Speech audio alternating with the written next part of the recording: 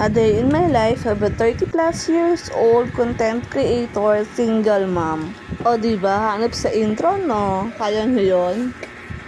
So, for today, mag-unboxing ako nung nakuha kong exchange gift kagabi ng aming Christmas party. So, samahan nyo ako. So, ito na siya. Ito na siya. Tadan!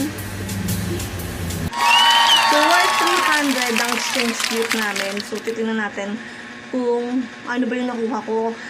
Kagabi pa to, ngayon ko lang i-open kasi nga gusto ko sa video. Sayang din yung reels.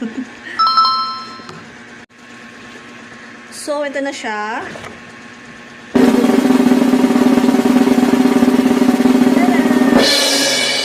Water mo. Ay. Pitchel pala siya. Pitchel na may kasamang baso. And open na. Wow!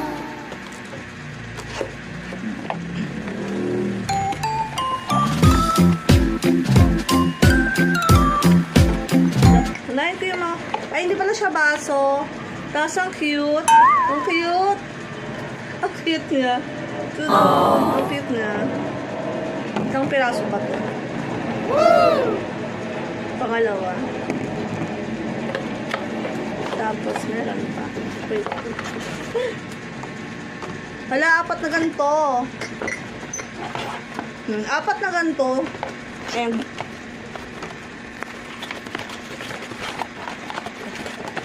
tsaka ito, pitchel.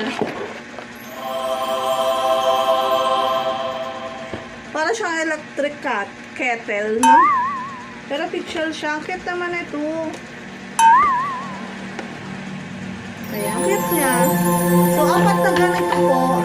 Apat na ganito at saka isang ganito yung nakuha ko last night. And sa tingin ko worth it naman. Yung sa akin kasi baso eh. Baso din. Baso naman siya na malaki. Tapos, ano siya?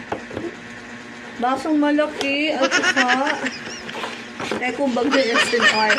Yun yung buy one take one yun eh. Tapos, ano. Yun na nga. Nakakatuwa, ang cute. Hindi ko muna ito gagamitin. Gagamitin ko ito kapag lumipat na ako ng bahay. Doon ko na lang ito gagamitin. So, yun lang po. Sana panoodin nyo yung mga videos ko, yung mga ina-upload kong reels sa naganap ng aming Christmas party. Ano lang yun, pang officers lang, and then yung department, hindi na siya Christmas party, department